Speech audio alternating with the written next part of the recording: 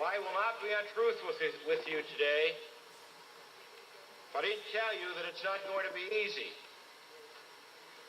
Our area has taken an economic beating, the likes of which we haven't seen since the Great Depression. But that has not destroyed our spirit. Ellwood City is not dead. Officials say there's green as the symbol of life and growth. I hope the effort will make residents believe that a new and prosperous future lies ahead. North Hill. Back to the Word of God, because that's the way this country was built on, the Word of God.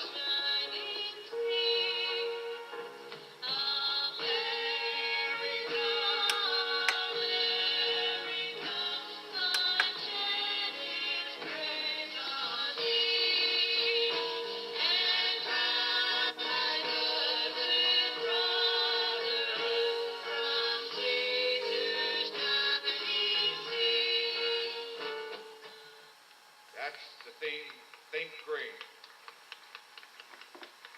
The road to success is a long road. With the right attitude, you can do anything.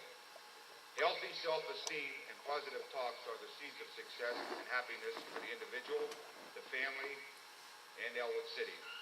Now is the time to get these seeds to sprout. How true it is that the necessary nutrient on the road to success is attitude. Negative attitudes kill. Grumbling attitudes destroy. Critical attitudes burn the life out of individuals and communities. Positive attitudes nourish the body, the soul, and the community. The right attitude can carry you through. Negative attitudes are poisonous to the body, the family, and the community. Negativeness suffocates success. Negativeness leads to patterns of thinking which cause illness and emotional problems. Positive attitudes do work. We have to avoid pessimists. The old saying, misery loves company. Negative thinking poisons the attitudes of the individual, the home, and the community. The best way to be optimistic is to associate with positive people. We must wake up happy. Optimism is a learned attitude.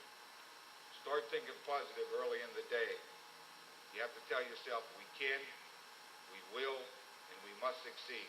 And I'd like to thank the two young ladies here for Think Green. Let's have a nice round of applause for WFEM, who's pushed this project so hard.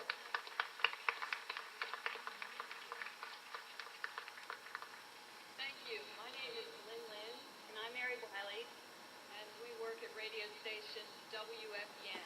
We're co-hostesses of the talk show.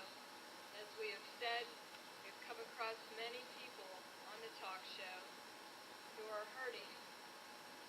And this is why Think Green came up. An evangelist came on our talk show, and she said, you must begin to speak new life into your community. And today we're planting that seed. And this is the planting of the seed. We have got to believe and pray together. Each of us alone can accomplish nothing, but everybody can do something. We will not take no for an answer in Ellwood City. Ellwood City refuses to die. Ellwood City will prosper, will grow through prayer and positive thinking, because this town is coming full circle to a new success. This program is not exclusive to WFEM. It is not exclusive to Ellwood City. It is for our country, because this country desperately needs new life, new growth, new belief, and more importantly, we must turn our eyes to the Lord and say, Lord, you've protected us all these years. Now we're looking for the product and the prosperity that you've promised us. So as we listen to our supporters here today, and we have a long list of wonderful people who are here today who are also believing green for our community, let me begin by asking you to welcome each and every one of them with a great Ellwood City welcome. And we will begin with John Tomasi, who is here representing Senator John Hines from the U.S. Senate. John, thank you. Lynn and Mary, Mary, thank you very much for this opportunity to be here this afternoon. The Senator regrets that he is unable to be here personally, but he's asked that I deliver a speech that he has prepared for this occasion. America's industrial heartland faces severe challenges. Our industries are beset by foreign competition. Our communities, unable to maintain their basic public works foundation, are finding it difficult to attract new industry or keep the old. Our workers and their families see a future with few opportunities, with little hope. My friends, we need action. Complaining about how bad things are won't make them any better. Today, I would like to share with you 2 steps that could get our regional economy moving forward and generating new jobs once again. My first proposal is to generate $50 billion worth of investment in public works so that our community can rebuild sewers, toll roads, bridges, hydroelectric, and other facilities. A stronger public works foundation will not only create jobs, but make our communities more attractive to new businesses and the new jobs they bring. A $50 billion investment would create 1.6 million jobs, 920 in actual construction jobs, as well as 680,000 additional jobs throughout the U.S. economy. Our nation can afford investments that lead to economic growth and jobs without dramatically increasing federal deficits. My legislation, the National Public Works Corporation Act, would establish a revolving loan fund designed to leverage $50 billion in investment for public works projects. It would mean jobs for our depressed communities.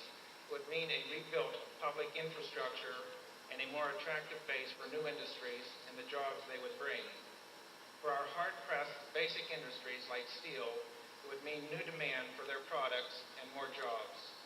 For America, it would mean increased economic growth and more jobs. Let me turn from rebuilding our public works to rebuilding our basic industries. The federal government has an obligation to stand up for America's economic interests. When it comes to foreign trade, that means 3 things. First, opening closed markets abroad. Second, cutting federal spending to bring down the value of the dollar and giving our industries a fairer shot at competing at home and abroad. Third, developing a trade adjustment program that ties workers over to new jobs through retraining and helping businesses adjust to competition. Each is essential if we are to fully ensure that our industries can compete on a level playing field. I don't think America can stand strong and free through a good intention or wishful thinking, nor can America stand free and retain her position of leadership if we do nothing while the backbone of our industry and manufacturing base is broken by unfair trade. My friends, do you think it's time that we arm America against economic attack? Do you think it's time to strike hard for jobs and industry? Do you think it's time to rouse the people and act for America's future? This is a battle we must fight, and the time is now. My message today has been direct. We cannot afford to remain passive. We must act to promote progress in Western Pennsylvania. We must act to rebuild our public works. We must act to create jobs. We must act to reform our trade relationships. We must act now or risk losing our position of strength in world leadership. Ellwood City's Project Green is a type of positive community approach I hope will grow and flourish throughout Western Pennsylvania as we continue our economic recovery. Thank you for this opportunity to join you today. One of the biggest boosts that Adam manager enough of his support. He has a few words for us now.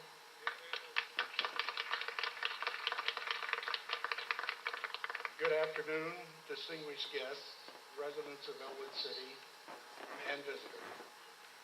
This new campaign has its roots in positive thinking and prayer.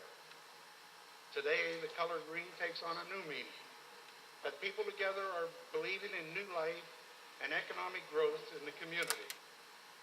Today, we begin to let the green heal our hurt and frustration brought on by unemployment and a depressed economy. WFEM Radio wants to speak new life into the community. We believe that our listeners deserve that much. A radio station like C92 is in constant contact with local agencies designed to help people. WFEM can serve as a Think Green center, putting people in touch with the people who can help. We will begin to set up such an information center to better serve the listening public. Thank you for coming today to help us unite in the spirit of Think Green. We hope that each day you will let the green ribbon remind you that better times are ahead. Thank you.